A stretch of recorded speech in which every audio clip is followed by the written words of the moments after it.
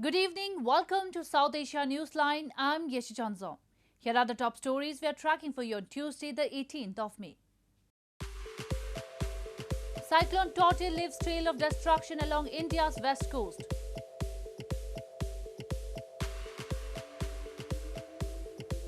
Pakistan's parliament passes resolution on Israel-Palestine conflict. And Nepal Supreme Court refuses to stay Prime Minister Oli's controversial oath.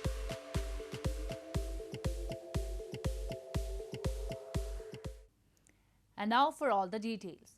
The cyclone Tauktae, which made landfall on India's west coast, killed more than 18 people and left a trail of destruction behind on Tuesday. Heavy rains continue to lash some regions, even as weather officials said that the intensity of the most powerful cyclone in more than 2 decades had weakened. The cyclone Tauktae on India's west coast killed at least 19 people and damaged infrastructure and agriculture, while heavy rains continued to lash some regions on Tuesday.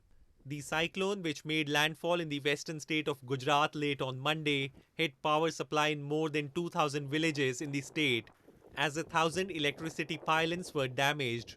Nearly 160 roads were destroyed, 40,000 trees uprooted, and several houses were damaged. The cyclone, packing gusts of up to 130 miles per hour, which was categorized as extremely severe, weakened to a very severe storm after making landfall, and its intensity was set to reduce further in the next few hours, the Indian Meteorological Department said.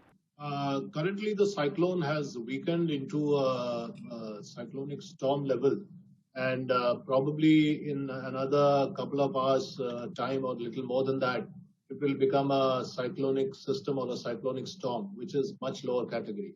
So basically what I'm trying to say is it has weakened considerably over land, and by the time it reaches the Gujarat coast sometime in the late evening today, it would have become a depression. Before reaching Gujarat, the cyclone left a trail of destruction as it brushed past the coastal areas of Kerala, Karnataka, Goa as well as Maharashtra, home to India's financial hub of Mumbai. The Indian Navy said it had rescued 177 of the 270 people from one of the 2 barges that were adrift near the Mumbai coastline, and planes and helicopters had been deployed to scur the seas and find survivors till the last reports came in. Indian Prime Minister Narendra Modi on Tuesday interacted with field officials from states and districts to converse about their experience in handling the pandemic. In the virtual meeting, Prime Minister said continuous efforts are being made to ramp up COVID vaccine supply in a big way as several states tackle vaccine shortage. As several states tackle vaccine shortage, Indian Prime Minister Narendra Modi on Tuesday said continuous efforts were being made to increase vaccine supply in a big way. Interacting with district magistrates from 46 districts across 9 states through video conferencing on COVID-19 management, Prime Minister said localized containment zones, aggressive testing and sharing correct and complete information with people are weapons to defeat the pandemic. Even though India is the world's largest vaccine-producing nation, its vaccination program is struggling to make an impact and supplies are problematic. Battling the world's biggest jump in coronavirus infections, India halted vaccine exports a month ago after donating or selling more than 66 million doses.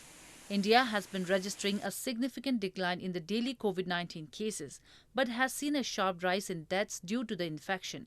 India's total coronavirus cases surged past the 25 million mark on Tuesday. Corona के टीके की supply को बहुत बड़े स्तर पर बढ़ाने के निरंतर प्रयास किए जा रहे हैं। वैक्सीनेशन के लेकर व्यवस्थाओं और प्रक्रियाओं को हेल्थ मिनिस्ट्री लगातार स्ट्रीमलाइन कर रही है। कोशिश ये है कि अगले 15 दिन का शेड्यूल राज्यों को एडवांस में मिल जाए। Meanwhile, reports have surfaced that India is unlikely to resume major exports of COVID-19 vaccines until at least October as it diverts shots for domestic use, a longer than expected delay set to worsen supply shortages from the global COVAX initiative. The World Health Organization, which co-leads COVAX, on Monday called on vaccine makers outside India to advance supplies to the program, given the shortfall from the South Asian country. In news from Pakistan, Pakistan's parliament has passed a unanimous resolution to reiterate the country's support to two-state solution to the Israel-Palestine conflict and denounce Israel's attacks in Gaza. On Tuesday, Pakistan's Foreign Minister Qureshi reached Turkey, from where he was scheduled to head to New York to attend an emergency UN session on the issue. Pakistan's parliament on Monday passed a unanimous resolution condemning what it termed as Israel's systematic oppression of the people of Palestine and demanded the UN to probe the human rights violations. The resolution, moved by Pakistan's Foreign Minister Shah Mahmood Qureshi, denounces the attacks by the Israeli regime on worshippers in Al-Aqsa Mosque during Ramadan and rejected the continuing practice of forced evictions. It also reaffirmed Pakistan's support for the realization of the right to self-determination of Palestinians, as well as for the two-state solution based on the pre-1967 borders. Qureshi also called on the nation to observe the coming Friday as a day of solidarity with the people of Palestine. Demonstrations have continued in parts of Pakistan, including Karachi and Islamabad, to denounce Israel's attacks in Gaza, which have killed more than 180 people.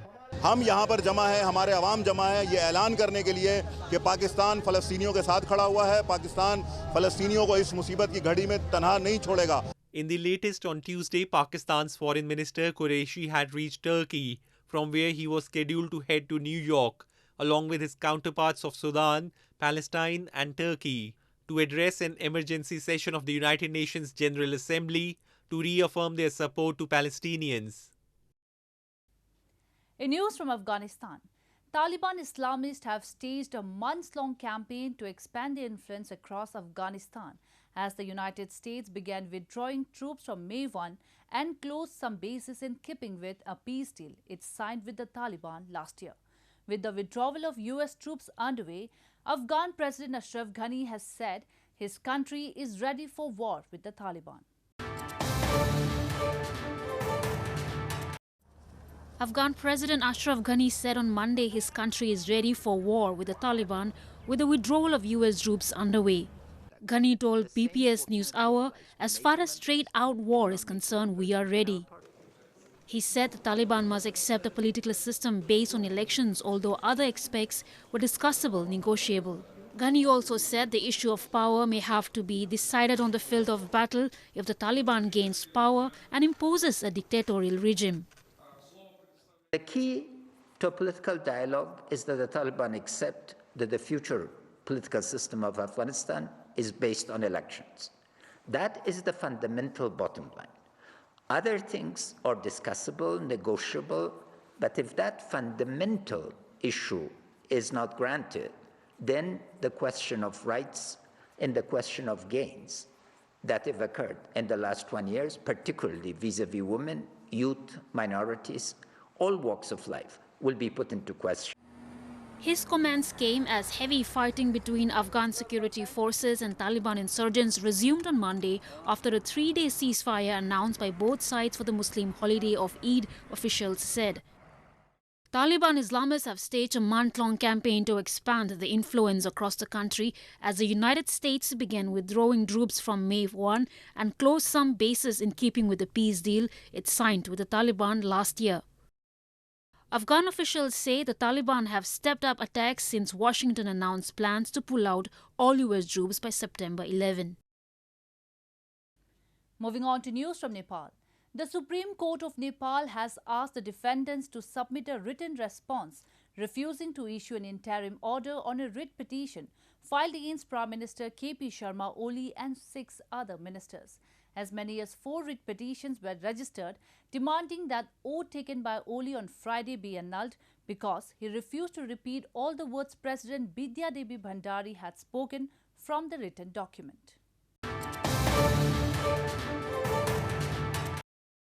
The Supreme Court of Nepal on Tuesday asked the defendants to submit a written response refusing to issue an interim order on a writ petition filed against Prime Minister K.P. Sharma Oli and 6 other ministers. A single bench of Chief Justice Cholendra Shamsher JBR sought a written response from the defendants, including Prime Minister Oli, within 15 days, conducting a hearing on the case on Tuesday afternoon. As many as 4 writ petitions were registered at the Supreme Court on Monday, demanding that the oath taken by Oli on Friday be annulled because he refused to repeat all the words President Bidya Devi Bhandari had spoken from the written document. They demanded that Prime Minister take another oath of office and secrecy. Oli had omitted the word vow when the President recited the copy of the oath of office and secrecy, besides in the name of God, causing a serious controversy. Oli was sworn as Nepal's Prime Minister for the 3rd time on Friday, a day after he was reappointed to the post as the opposition parties failed to secure majority seats in Parliament to form a new government.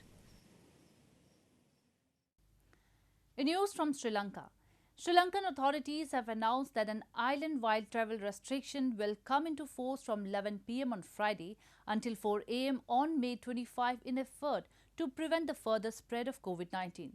Health experts said a new variant of the COVID-19 was spreading across the country and has infected over 30,000 people since May. Sri Lanka on Monday lifted a 3-day lockdown imposed to contain the spread of the coronavirus, but the authorities asked people to stay indoors as over 2,000 daily new cases are being reported in the country. According to officials, Sri Lanka will return to a form of continuous lockdown by way of travel restrictions from Friday. The restrictions on movement would be enforced from 11 p.m. on May 21 until 4 a.m. on 25th May local time. It will be reimposed at 11 p.m. on May 25th and will be continued till 29th of May. Only essential services and employees from the apparel sector will be permitted to travel during the travel restriction. As of Tuesday morning, Sri Lanka has reported a total of 145,202 COVID-19 cases and 981 deaths. Health experts said a new virus variant was spreading across the country and has infected over 30,000 people since May. They have warned that the new virus has become airborne and strict health guidelines should be followed. Practitioners of alternative medicine have set up an open-air clinic in a village in India's Uttar Pradesh state where they distribute glucose and other remedies to patients with symptoms of COVID-19. Villagers claim the closest hospital has no beds and people are doing the best they can.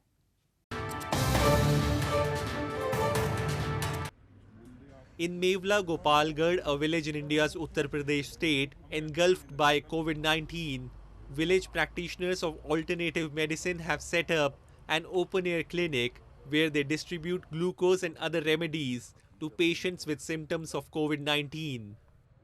There are cows grazing everywhere, the sick are laying under a tree and their glucose drips are hanging from the branches.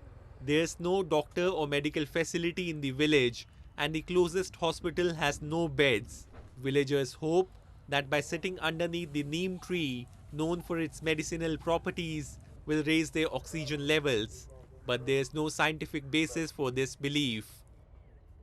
Patient मजबूर है, दवा ले रहा है medical store से, दवा लेने के बाद में घर चला आ रहा है, तो घर उसको झोला छाप कह लीजिए या जो भी लोग इस तरह के हैं जो थोड़ा बहुत जानते हैं वही उनको इंजेक्शन लगा दे रहे हैं उसमें से लेकर वही उनको ग्लूकोज की बोतल भी चढ़ा दे रहे हैं. इस तरह का ट्रीटमेंट लेने को गांव के लोग मजबूर हैं. Sanjay Singh, a villager whose 74-year-old father is believed to have died of COVID-19, said people have no option but to go to quack doctors. He said this is leading to deaths in the village. मजबूरी में लोगों को झोला छाप डॉक्टरों पे जाना पड़ रहा है. वो एक मौत का कारण बन रहे हैं गांव के लिए. झोला छाप डॉक्टर क्या करें, मजबूरी में जाएंगे तो बड़े डॉक्टर नहीं देखेंगे.